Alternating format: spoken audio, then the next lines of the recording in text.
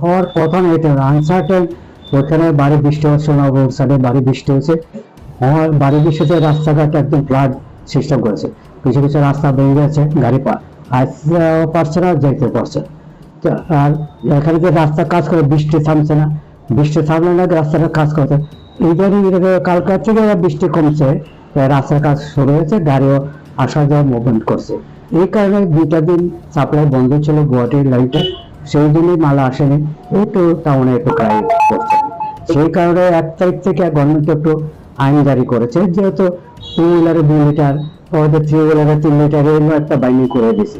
তাতে এটা অসুবিধার কারণ নাই, কারণ 2 দিন 1-2 দিন পরে আবার স্বাভাবিক, কালকে তো মনে করি কিছুটা স্বাভাবিক হয়ে যাবো। রাস্তা খুলেছে, রাস্তার কাজ চলছে। দেখা যাচ্ছে অনেকগুলো পেট্রোল পাম্পে পেট্রোল নেই, ডিজেল নেই, বিশাল বিশাল ও তো হ্যাঁ, ডিজেল নেই, প্রত্যেকটা পাম্পে নাই, কিছু কিছু পাম্পে আছে। দীর্ঘ মানুষের মনে করতেছে পাবে যে আরে তাই পাওয়া যেত না, আমার 1 লিটার জায়গায় 2 লিটার নিয়ে এলেই, আচ্ছা এই কারণে। কিন্তু তাই হওয়ার কথা না, স্বাভাবিক হয়ে যাবে।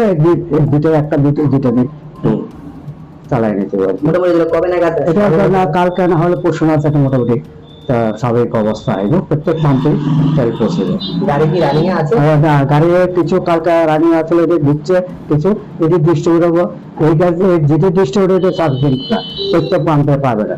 তো বুঝলেন না, এটা আজকে অনেকগুলো লোডিং হবে, কালকে দেখবে জন্মনার, তারপরে রিপোর্ট আছে যে প্রত্যেকটি পাম্পে বেলুনা কোন সব আগরতলা এটা ডিস্ট্রিবিউট করবে। মোটামুটি এই কাজটা কবে নাগাদ? আজকে তো শুক্রবার হয়ে গেছে, রোববার সোমবার নাগাদ ফুলফিল হয়ে যাবে। গাড়িটা আইসা বসতে বলতে